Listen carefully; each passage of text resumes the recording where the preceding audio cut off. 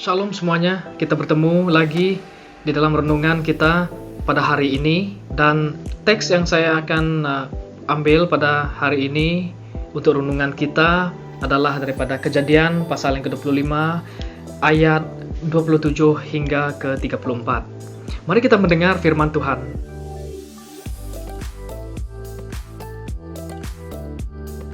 Lalu bertambah besarlah kedua anak itu. Esau menjadi seorang yang pandai berburu, seorang yang suka tinggal di padang. Tetapi Yakub adalah seorang yang tenang, yang suka tinggal di kemah. Ishak sayang kepada Esau, sebab ia suka makan daging buruan, tetapi Ribka kasih kepada Yakub. Pada suatu kali Yakub sedang memasak sesuatu. Lalu datanglah Esau dengan lelah dari padang. Kata Esau kepada Yakub, "Berikanlah kiranya aku menghirup sedikit dari yang merah-merah itu, karena aku lelah." Itulah sebabnya namanya disebutkan Edom. Tetapi kata Yakub, "Jualah dahulu kepadaku hak kesulunganmu." Saud Esau, "Sebentar lagi aku akan mati. Apakah gunanya bagiku hak kesulungan itu?" Kata Yakub, "Bersumpahlah dahulu kepadaku." Maka bersumpahlah ia kepada Yakub, dan dijualnyalah hak kesulungannya kepadanya.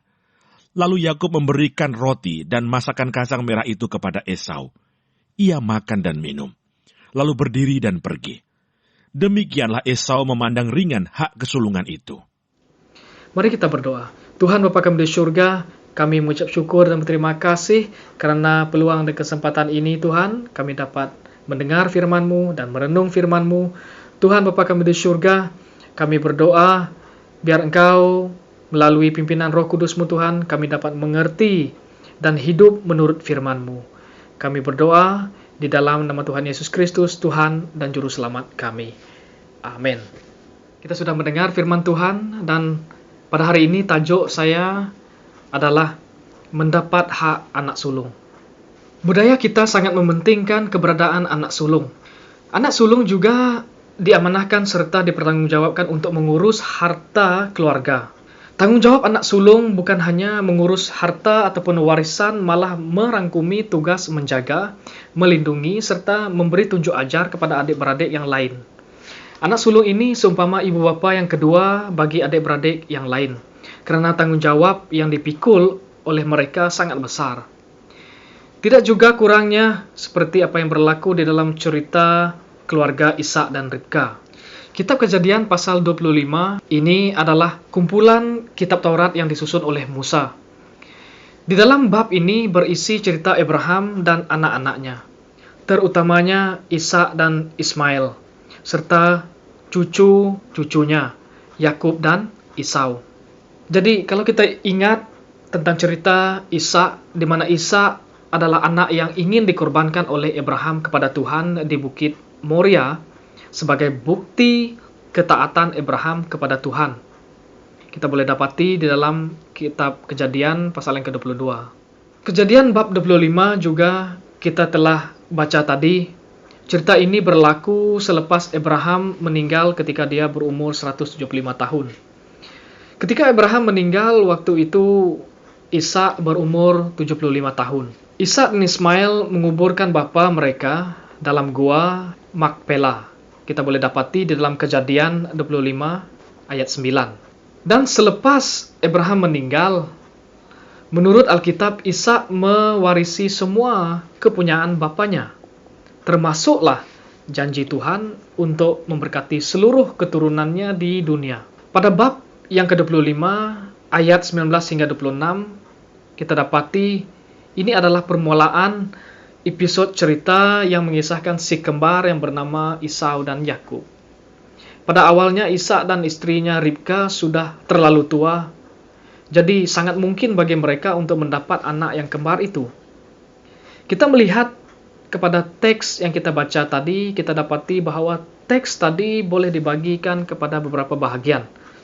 Yang pertama, ayat 27 hingga ke-28 menunjukkan tentang perbezaan anak kembar itu dan ibu bapa mereka yang mempunyai kegemaran atas mereka. Dan yang kedua, pada ayat 29 hingga 34, menunjukkan kita tentang keputusan yang tidak ada pertimbangan, di mana Esau menggantikan hak kelahirannya dengan semangkuk sup. Jadi mari kita lihat ataupun perhatikan petikan yang kita telah baca tadi. Petikan tadi merakamkan tentang Ishak dan Ribka, di mana kedua-dua mereka mendapat anak lelaki kembar, dan diperlihatkan di sini ketidaksamaan dengan kepribadian mereka berdua. Perbezaan di antara anak-anak mereka telah mempengaruhi di antara ibu bapa mereka.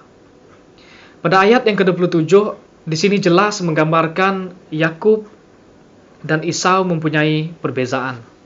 Perbezaan pertama, mereka adalah badan Esau berbulu dan Yakub adalah seorang yang halus. Kita boleh dapati di dalam Kejadian 27. Perbezaan kedua adalah Esau suka memburu dan Yakub adalah seorang yang bersifat tenang. Dan Yakub suka tinggal di dalam kemah. Esau pula suka di padang. Pada ayat yang ke-28 kita melihat di sini sikap pilih kasih di antara ibu bapa mereka. Jadi sikap pilih kasih ini mungkin masih terkenal di dalam golongan masyarakat kita pada masa kini. Teks ini menunjukkan bahwa Ishak lebih menyukai Esau karena Esau boleh memburu, dan Ribka pula lebih suka kepada Yakub karena dia selalu di rumah dan melakukan kerja di rumah.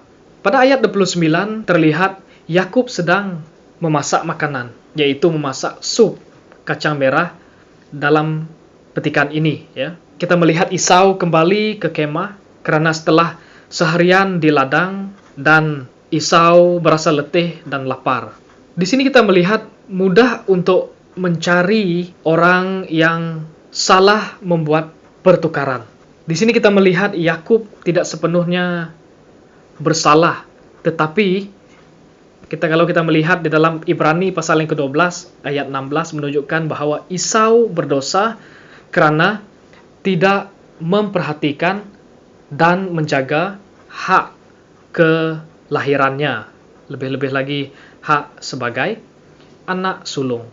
Pada ayat yang ke-30 kita melihat di sini Esau berkata, "Berilah kepadaku sedikit kacang merah." Kita perhatikan ayat ini. Ayat ini seolah-olah memberi kita idea bahwa Esau berkata, "Beri makanan kepada aku." Ayat ini seperti menunjukkan bahwa Esau seperti di dalam keadaan terdesak. Mungkin teks ini menunjukkan bahwa Esau sangat kelaparan. Tetapi di sebalik desakan itu, keadaan telah membawa Esau kepada sikap yang mementingkan diri sendiri.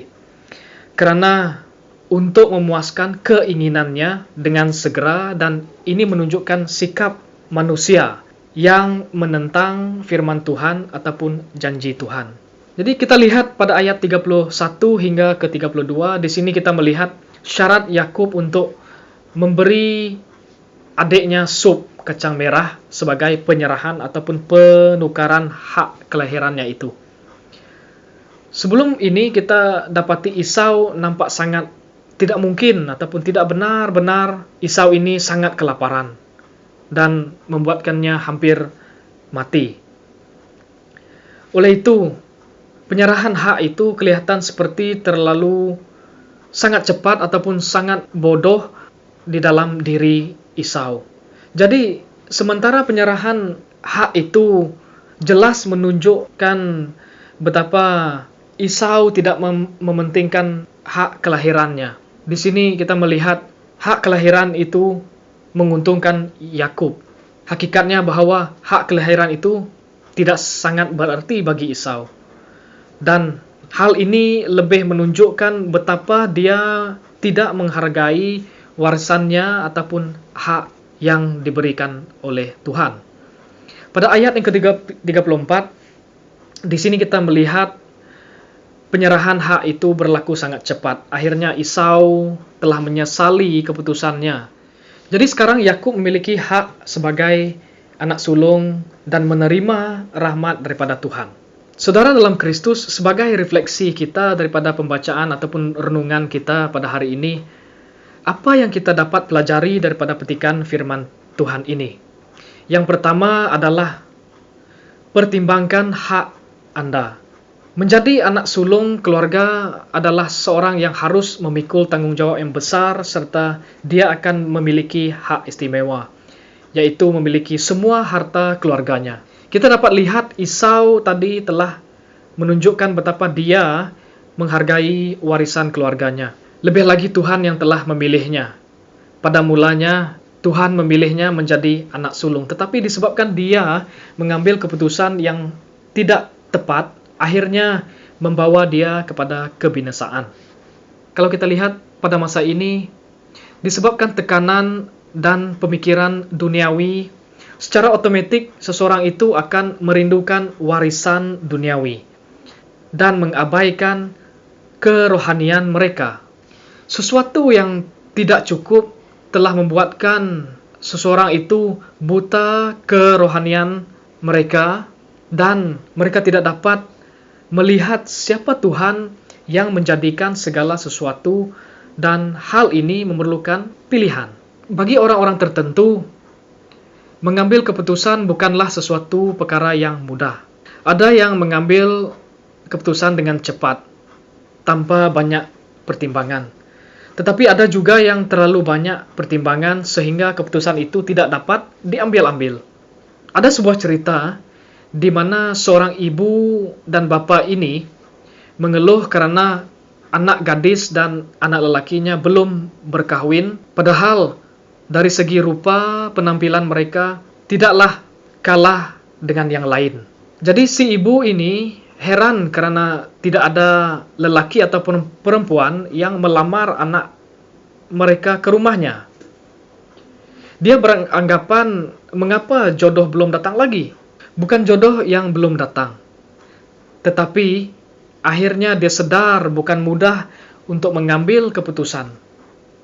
Mengambil keputusan di dalam kehidupan adalah sesuatu yang penting, karena keputusan yang kita ambil akan mempengaruhi kehidupan hari ini, esok, dan akan datang. Begitu juga dengan iman kita. Jadi prinsip utama dalam membuat keputusan iman seseorang itu adalah berdasarkan kebenaran tulus kepada Tuhan yang Maha Kuasa. Di dalam Alkitab diceritakan seseorang yang melakukan tindakan yang tidak tepat ketika dia dihadapkan pada sesuatu keputusan. Seperti Esau. Dalam keadaan lapar, semua sudah menjadi gelap. Ia tidak peduli lagi ketika ia disajikan dengan keputusan untuk menerima tawaran Yakub untuk menjual hak kesulungannya dengan sepiring kacang merah. Dia tidak menolak tawaran daripada Yakub. Di sini kita melihat ia sedang lapar, sangat lapar. Dan di depannya dia melihat makanan yang sangat lazat. Di situ kita melihat Esau tersandung apabila melihat ataupun menerima tawaran daripada Yakub. Dan Esau telah memilih untuk menjual hak kesulungannya dengan sepiring kacang merah. Untuk sesaat kemudian dia tidak memikirkan dampak ataupun impak daripada keputusannya. Namun Yakub dia telah menerima sesuatu tanggung jawab yang sangat besar yang dia telah ambil daripada Esau. Dan Yakub juga mempunyai hak yang istimewa yang telah diberikan oleh Tuhan. Bukan hanya itu saja, tetapi kalau kita melihat Esau yang sangat meremehkan kasih karunia Tuhan. Kalau kita merenungkan apa yang berlaku sekarang dengan keadaan COVID-19, sehingga setakat ini ia telah memberi impak yang sangat besar kepada masyarakat dan menjejaskan kehidupan termasuk juga kita. Walaupun secara umumnya banyak kelebihan duduk di rumah boleh disenaraikan, terutamanya dapat meluangkan masa berkualiti bersama keluarga, namun tidaklah semua individu ataupun isi rumah dapat menikmati suasana itu atau berasa senang dengan keadaan itu. Ramai yang tidak sadar atau sadar bahwa sangat perlu hal ini diperingatkan dan diketahui oleh setiap masyarakat supaya kita memandang serius tentang hal ini. Keadaan pandemik ini sehingga mengganggu kesejahteraan mental dan emosi sebagian daripada kita. Mungkin mereka mengalami tekanan, kemurungan, stres, keresahan, anxiety, dengan keadaan yang berbeza-beza antara satu sama lain, dan ini telah menyebabkan keadaan semakin sukar bagi seseorang itu. Terkadang kita dihadapkan pada sesuatu keputusan yang sulit untuk diambil. Terkadang kita dihadapkan kepada sesuatu keputusan yang sulit untuk kita ambil. Jadi saudara dalam Kristus, disebabkan itu Tuhan kita memberikan kita Roh Kudus supaya Dia menyertai Anda dan saya, membantu Anda dan saya mengambil keputusan yang tepat di dalam kepercayaan. Poin saya yang kedua adalah karena salah membuat keputusan akibat desakan, ada orang yang senang menukar rahmat Tuhan yang ada pada mereka. Sebilangan orang Kristen telah menggunakan tingkah laku Esau ini sebagai gambaran godaan yang menimpa seseorang itu. Kadang-kadang ada yang tidak memperdulikan tentang sejauh mana pentingnya pribadi mereka menjadi seorang Kristen. Pada mulanya, kita melihat Tuhan menetapkan Esau sebagai anak sulung. Tetapi sikap Esau seperti menolak terhadap rancangan Tuhan itu kepadanya. Dia menjual berkat Tuhan dengan harga yang terlalu murah. Sebagai contoh pada zaman ini, ada ramai yang di luar sana menjanjikan kita sesuatu yang lumayan. Seperti pekerjaan, mendapat bantuan, dan begitu juga dengan perhubungan lelaki dengan perempuan yang tidak sehat. Selalunya perkara ini menyebabkan seseorang itu tidak peduli akan hak mereka. Jadi, untuk mendapatkan semua ini, mereka menerima tawaran-tawaran sebegini. Seperti janji-janji manis, kata-kata manis, dan paras rupa yang tidak ada kurangnya.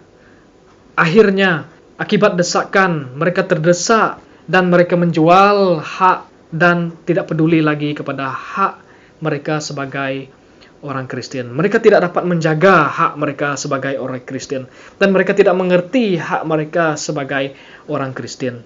Selalu ingat dan berdoa setiap masa karena iblis yang senantiasa ingin menangkap mangsanya di luar sana. Saudara dalam Kristus, saya memperingatkan saudara di sini supaya menjadi sebagai orang Kristen. Jaga diri Anda sebagai orang Kristen dan jaga penyelamatan Anda sebagai orang Kristen, yaitu Yesus Kristus yang ada di dalam Anda sekarang ini sampai akhir hayat. Jadi saudara dalam Kristus, apa yang harus dilakukan kita sebagai orang Kristen selepas kita merenungkan firman Tuhan ini? Yang pertama adalah ubah cara kita yang lama.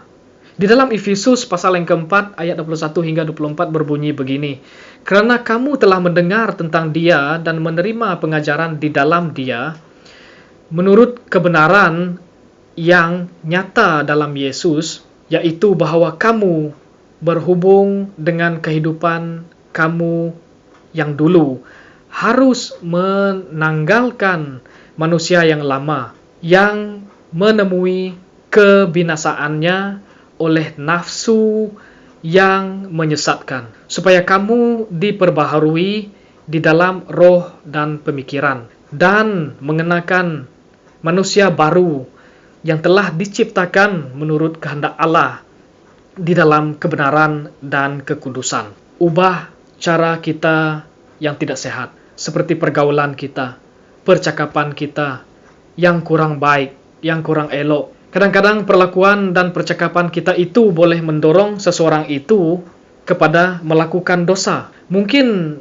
pemikiran yang tidak sehat, pikiran yang selalu negatif. Jadi ubah kepada yang positif, yaitu mendorong antara satu sama lain, memberi motivasi ke arah yang positif dengan meneladani firman Tuhan. Hidup setiap kita sebagai orang Kristen harus berpandukan firman Tuhan. supaya kita membawa kemuliaan Tuhan itu, dan secara tidak langsung kita menjadi saksi kepada Tuhan. Dan yang kedua, fokus kepada Tuhan Yesus. Ibrani pasal yang ke-12 ayat 2 berbunyi begini, marilah kita melakukan dengan mata yang tertuju kepada Yesus, yang memimpin kita dalam iman dan membawa iman kita kepada kesempurnaan, yang dengan mengabaikan kehinaan, tekun memikul salib, ganti sukacita yang disediakan bagi Dia, yang sekarang duduk di sebelah kanan tahta Allah.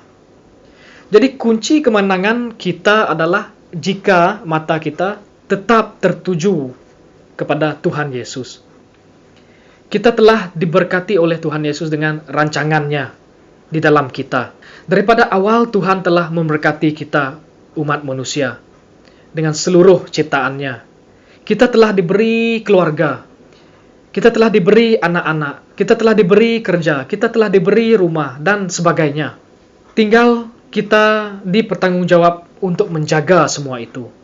Karena itu adalah keistimewaan yang telah diberikan Tuhan kepada kita. Motivasi kita adalah daripada firman Tuhan. Walaupun banyak rintangan, tetapi tetap berpegang kepada rancangan Tuhan kepada kita. Secara tidak langsung, bertanggung jawab dan takut akan Tuhan, kita telah mengandalkan Tuhan di dalam segala perkara.